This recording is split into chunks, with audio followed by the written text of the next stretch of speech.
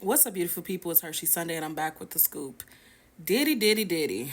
I don't think you can Diddy bop out of all of these allegations and plug pullings that are about to occur. Now, when Cassie let the cat, the Cassie cat out the bag about what was allegedly going on, now he done settled out of court, all of that, paid her coin. Everyone said it too. This is going to be a ripple effect of him being called to the carpet about what he's allegedly been doing for decades. So this particular story, and it's a few, is talking about how the Capital Preparatory Charter Schools announced the end of their partnership with Diddy. And baby, this to me is the beginning of the end for him, in my humble opinion. Shea Room goes on to say that the partnership has come to an end on Tuesday. Dr. Steve Perry, the founder and head of the schools, made an official announcement. Says that following a comprehensive evaluation, a decision has been made to end the partnership between Capital Preparatory Schools and Sean Combs. While this decision was not made lightly, we firmly believe it is in the best interest of our organization's health and future. Says here that in 2016 he was involved with launching the charter school in Harlem, and in 2021 he made a $1 million donation towards the school at its Bronx location. Now this comes right after Revolt, the chairman of Revolt, announced that he would be stepping down. Says that while Mr. Combs had previously had no operational or day to day role in the business, this decision helps ensure that Revolt remains steadfastly focused on our mission to create meaningful content for the culture and amplify the voices of Black people throughout this country and the African diaspora, aka Baby One won't none of this smoke that's coming his way. Understandable, okay? And this is also coming on the heels of this huge Adult Abuse Survivors Act that had been signed last year by Governor Kathy Hochul. This is going to be a big one because it's naming some names that we've all been familiar with when it comes to allegations of SA abuse. They threw out some A-list celebrity names: Jamie Foxx, Russell Brand, Cuba Gooding Jr., Bill Cosby, Diddy, of course, Sean Combs. Says here that last year, and over 3,000 lawsuits have emerged alleging SA since the law went into effect. So basically, this law is taking away the statute of limitations of SA.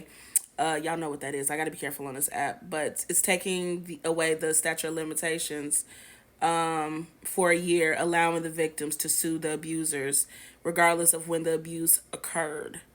So everyone from prisons to hospitals, government agencies, A-list actors, this, that, and the third. Baby, everybody got their hand in this pot of a lawsuit that is to come. Says here that those names that I named earlier have all been hit with major SA lawsuits.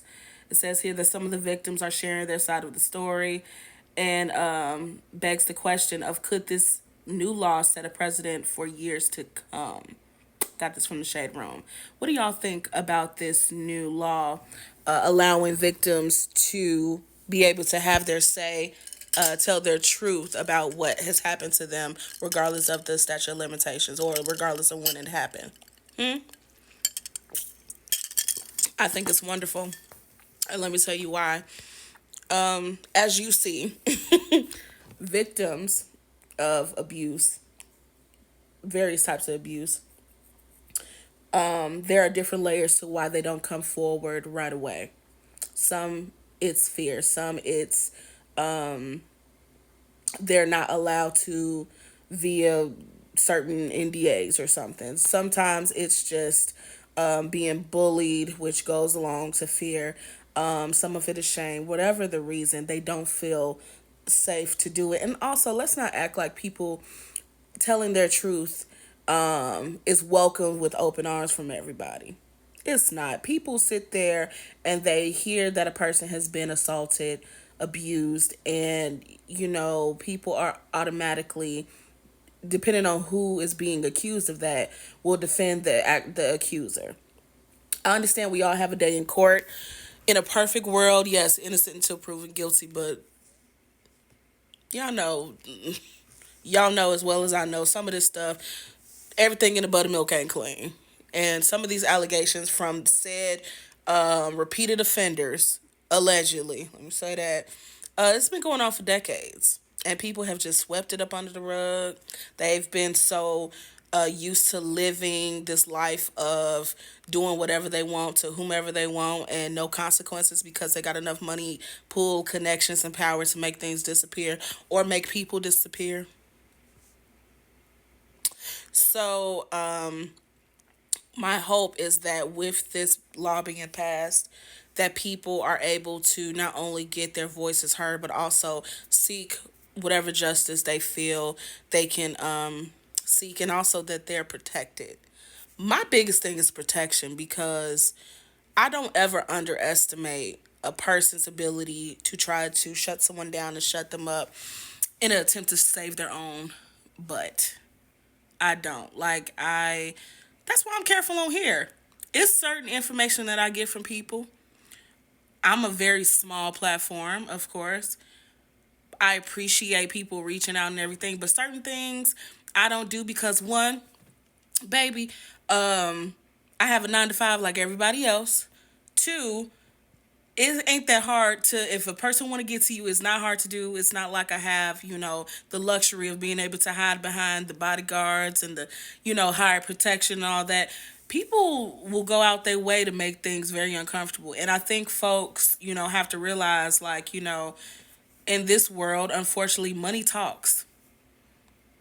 You got to be careful. You really have to protect yourself. That's why I would never shame a person for taking the time to, until they feel comfortable, taking the time for themselves and then deciding whenever they're comfortable to talk about what's happened to them. It's a lot of factors that go into it.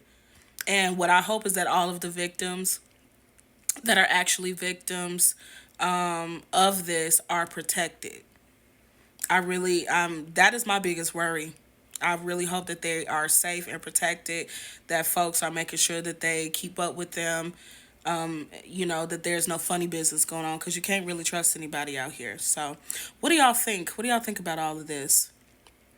We're not even in 2024, and I have a feeling that 2024 is going to bring a lot of abusers even more so to light. And it's scary because some of these everyday people who we may admire their work or their, what they've built, baby, it's gonna come crumbling down.